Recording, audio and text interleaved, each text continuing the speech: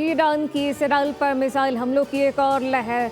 बेतियाम, रहबत, रामगन को निशाना बनाया गया। इसराइली मीडिया के मुताबिक ईरानी हमलों में 8 इसराइली हलाक और 200 से ज्यादा जख्मी हो गए। इसराइली इलाके रहबत में इसराइली यूनिवर्सिटी को टारगेट किया गया। वाइसमैन इंस्टीट्यूट ऑफ साइंस तबाह लेबोरेटरी शोलो की नजर। हैफा में माशी मरकज को निशाना बनाया गया। रिफाइनरी में आतिशबाजी की। यमन से भी इसराइल पर मिसाइल हमले।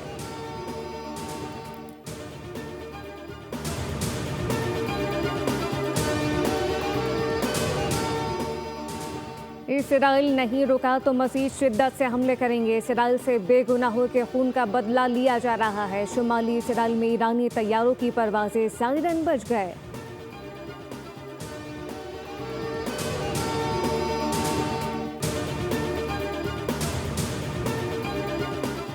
इसराइल का ईरान पर हमलों में फ़िज़ाई हुदूद का इस्तेमाल नाकाबिले कबूल है। इराक की फ़िज़ाई हुदूद की खिलाफ वर्जी पर इराकी फ़ौज की मज़म्मत। कहा कि फ़िज़ाई हुदूद का इस्तेमाल आलमी कवानीन खुद मुख्तारी की खिलाफ वर्जी है। इराकी हुकूमत ने कहा कि इसराइली इक़दाम ख़ित्ते में अमन व इस्तेहकाम पर मनफी असर डाल रहे हैं।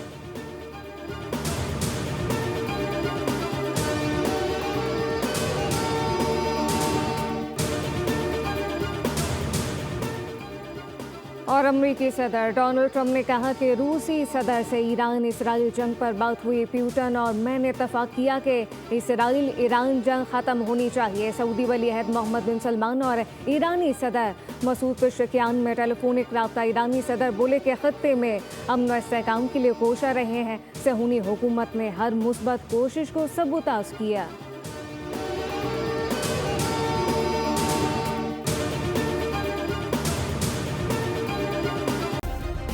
सब्सक्राइब करें और बेल दबाएं ताकि कोई खबर रह न जाए।